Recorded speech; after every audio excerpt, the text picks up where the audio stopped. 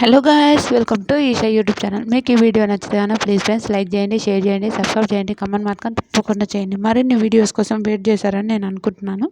Sunday funday కానీ first safe game ఆడుతున్నది Ram కొనమంటాడు.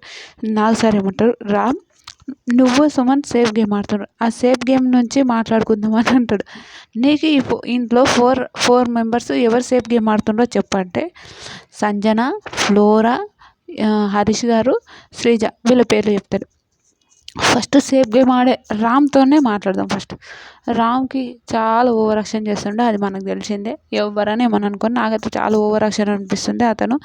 తర్వాత flora గురించి చెప్తే ఆమె ఒకరికి బానిసలాగా అట్లా అంటే ఫ్లోరా గురించి ఆమె ఉన్నా లేకుండా ఒకటే, ఆమెకు లాంగ్వేజ్ ప్రాబ్లం అది ఇది అని చెప్తాడు. ఓకే.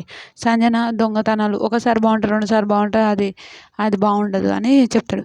తర్వాత శ్రీజ గురించి చెప్తాడు. శ్రీజ గురించి చెప్తే శ్రీజ మాత్రం ఇచ్చి పడేస్తుంది. అది శ్రీజ గురించి తెలిసిందే.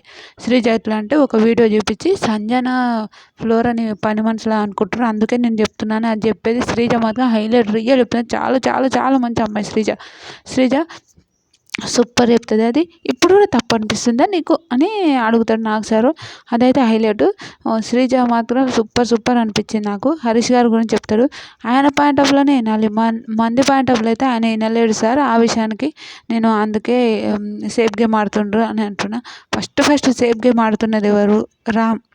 రామ్ సేఫ్ గేమ్ ఆడి అదేంది క్యాప్టెన్సీ తీసుకున్నది అయితే నాకైతే అసలు కరెక్ట్ అనిపించలేదు. మీకేమనిపించిందో కూడా ప్లీజ్ కమెంట్ చేయండి. ఇంకొకటి, ఎక్కడి నుంచి వచ్చావో అనే దానికి కూడా నాకు సార్ క్లారిటీ ఇచ్చిండు.